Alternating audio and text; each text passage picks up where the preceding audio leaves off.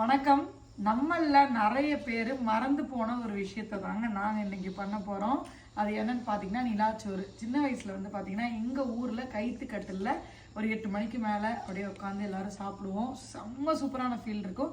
அது அதிகமாகலாம் பண்ணதில்லை, ரேராக தான் பண்ணியிருக்கோம். அப்போ அதோட அருமை தெரியல.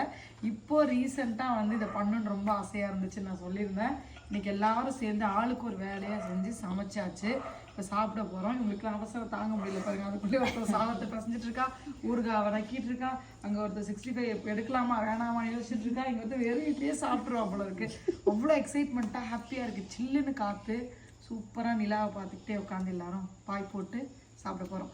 என்னென்ன சமைச்சிருக்கோன்றத சொல்கிறோம். ஃபஸ்ட்டு பார்த்தீங்கன்னா நல்லா சூப்பராக நந்தி வந்து மசாலா அரைச்சி கொடுத்தா, முந்திரி பருப்பு உருளைக்கிழங்கெல்லாம் போட்டு தளன்னு காரசாரமான ஒரு மட்டன் குழம்பு, மல்லிகைப்பூ போல ஒரு இட்லி, சாஃப்டா பஞ்சு போல இட்லி, ஒரு 65 கந்தியக்கா செஞ்ச 65.